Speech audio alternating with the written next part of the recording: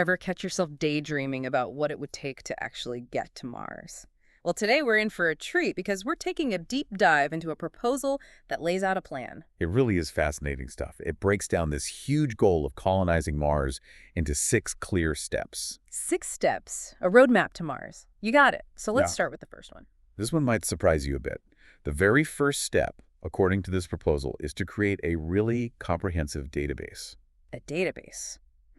I wouldn't have guessed that. Now we're talking about a database of what exactly? Think of it as a central hub of all of humanity's knowledge about Mars and space travel, everything from scientific data to engineering designs, even educational materials. I'm starting to see where this is going. It's like we're building a giant library specifically for this Mars mission. Precisely.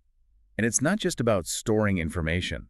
It's about being able to access and process that information quickly and efficiently. So when you're millions of miles away from Earth and run into a problem, you can consult this database and find a solution. Exactly. Imagine having an AI-powered system that can sift through all that data and suggest solutions in real time. It's like having a team of the world's best scientists and engineers right there with you on Mars. Okay, that's pretty amazing. Now what's the second step in this plan? Step 2 is all about establishing a super-fast communication network, specifically a 3-stage satellite laser network here on Earth. Lasers. Now things are getting interesting. So how would this network work? Well, you know how with current technology, there's a significant delay in communication between Earth and Mars. Oh yeah, it takes like 20 minutes for a signal to travel one way. Right. Well, this laser network would drastically reduce that delay. The way it would work is you'd have ground-based lasers here on Earth, then a series of relay satellites in orbit, and then finally, powerful lasers on those satellites beaming information to and from spacecraft on their way to Mars. Ah, I see. Like a chain of super fast laser beams bridging the gap between the planets. You got it. And this would be crucial for things like real-time decision-making and even things like video calls with astronauts on Mars. So no more waiting 20 minutes for a text back from Mars. All right, what about step 3? What does that involve? Step 3 takes the communication network to the next level. It's about deploying satellites specifically around Mars. Oh, so we're building our own Martian internet. Basically, these satellites orbiting Mars would create a dedicated and stable communication link directly to the surface, and again, they'd be using laser technology to send and receive data. So even once we have boots on the ground, we'll still have a high bandwidth connection back to Earth. Exactly. And that brings us to step 4, which is developing an advanced rover system. Rovers. Okay, now we're getting into the part I think a lot of people imagine when they think about going to Mars. But these aren't just any rovers. We're talking about robots capable of much more than just driving around and taking pictures. Yeah. Think autonomous robots that can conduct detailed geological surveys, analyze samples, and even begin constructing basic infrastructure using Martian resources. Wow. So these rovers would be like our advanced team, setting the stage for humans to arrive. Precisely.